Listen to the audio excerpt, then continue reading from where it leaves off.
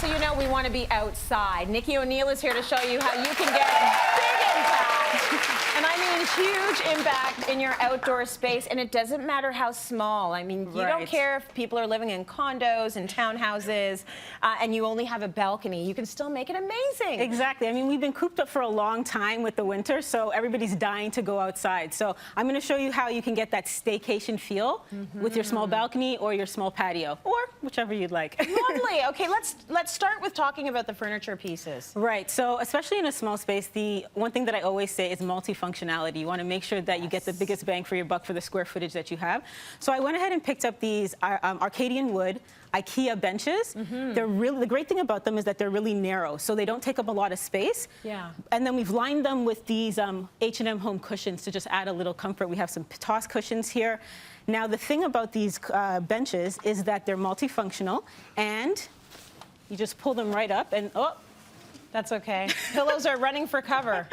You just pull them right up and you have storage right in here. Oh, amazing. Right, exactly. So you should always be looking for pieces that are going to do double duty. And you know, if you're in a small space, storage, you need it like no one else. So it's great if all of your pieces, you can do double duty with them. Exactly. These are great. So the next thing you want to think about is privacy. You know, I've lived in enough condos to know that, you know, your neighbors, you know, they have that glass partition where your neighbors feel like your roommates. Yes. Yeah.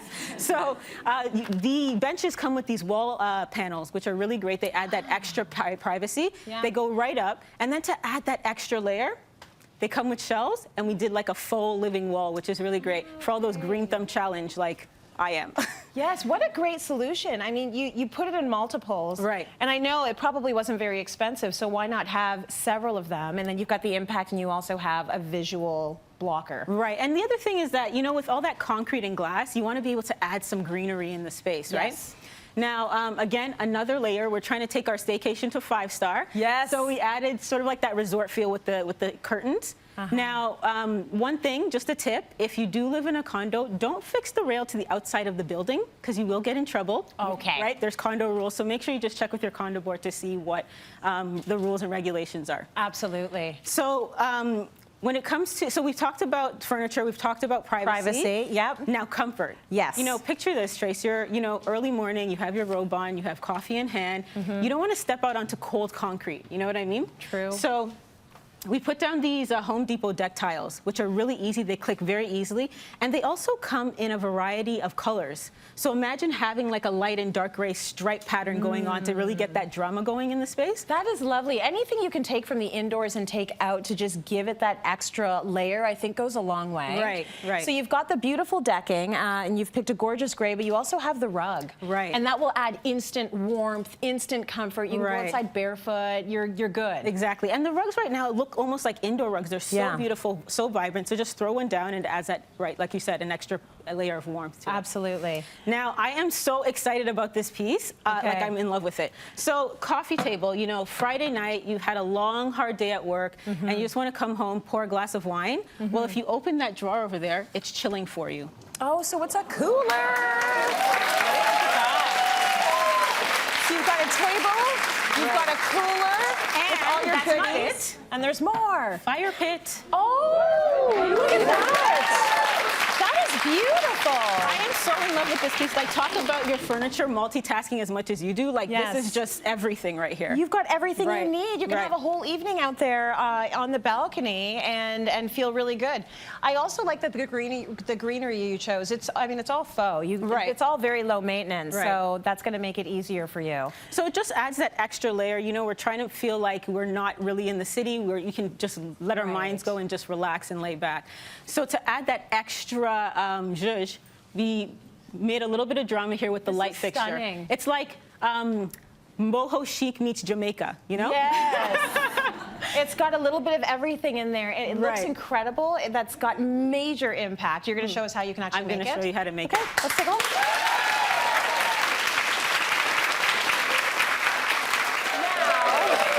Two different fixtures you're going to be making. The first one is the gorgeous light fixture we just saw. So you've got two huge shades. Right. So I just picked up some drum shades from IKEA, two different sizes, and you put them together. And this one is super easy. It might have this dramatic effect, but it's literally just decorating. Okay. So you take your trusty glue gun and a little bit of duct tape. Duct tape, yeah.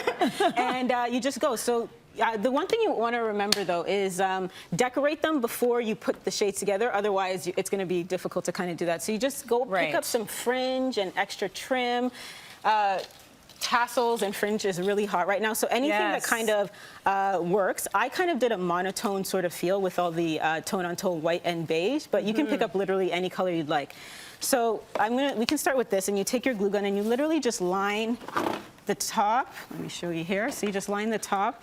Everybody knows how to glue gun, so I mean, but the way you did it, you sort of, you layered it. You have to layer it, exactly. You did your beautiful stripy ribbon, and then underneath you put on one with a little bit of texture. Right. And then with the glue gun, make sure you go a little bit at a time. And then when you layer it, it kind of gives it that, you know, boho effect, you know, by putting more on top of each other. So just adding more to the bottom of it and layering, and you just keep going until you've kind of filled both of the shades, right? Lovely. Now, what I want to know is how you, like the vegetation, the foliage that you used on there. So you just I picked up faux, obviously. You don't want to do real because you don't want them dying and making your shades brown. No. Right? So you just want to have to dust them, not actually water them.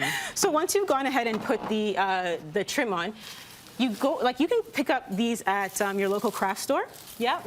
And they usually come in a bunch. You know, they're attached at the bottom. Yes. So to get the biggest bang for your buck, you just cut them out. Cut at the bottom. And so you separate them all, so you've got different bushels happening. Right. And then you glued them on the inside? You glue them, it's an action of both. So on the top one, you want to glue on the inside so it kind of hangs over. Yes. But because the top is going to be covered, this smaller one, you glue it on the outside so you get more drapage. Oh, right? I see. So you want to glue it on the outside, and it's covered anyway so you won't see it. Okay. And that's where the duct tape comes in. Just to secure it, I glued it, and then just to fix it in place, I put a little bit of the duct tape again on the inside. You won't see it, and it secures it in. So, of course, you get the duct tape in a color that's completely going to blend. Right. Don't go with neon red or something like that. No. Or red black. Neon? Maybe. So when you put them together, so how then do you you would get just them to stay? You would put... we'll move this out of the way.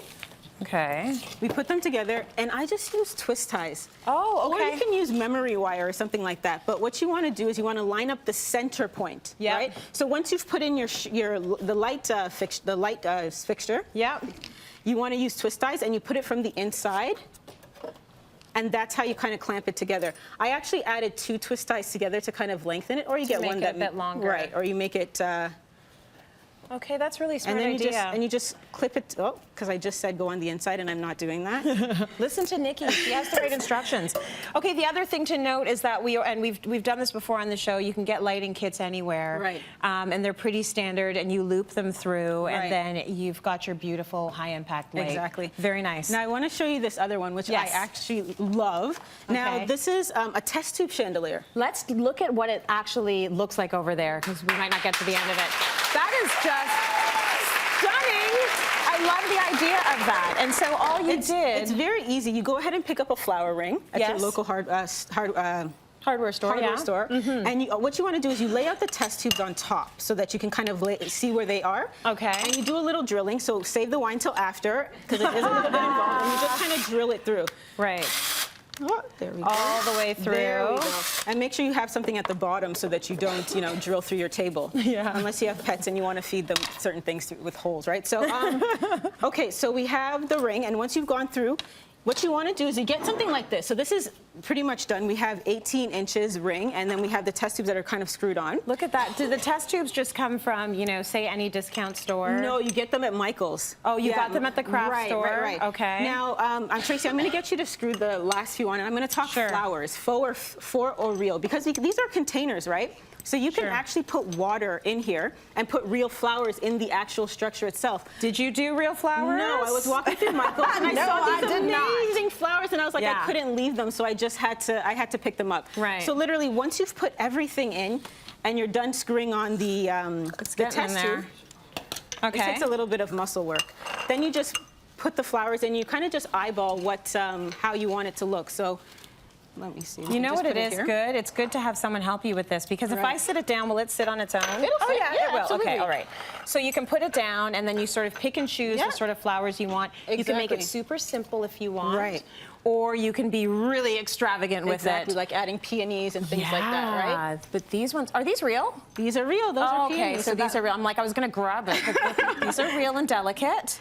Other ones are faux. Now, the other thing you want to do, once you've decorated everything and you have everything eyeballed, you want to take this fishing wire, fish and that's wire, how that's how you get it centered. So you'll tie 3, and I would recommend if you're tying 3, then you would do every 8 test tubes. Right? Got it. And then you would just tie them together. I did have one here, but regardless, once you hang it, it'll look like that, right? So you've got sort of the string in the middle and then you hang Exactly. it up.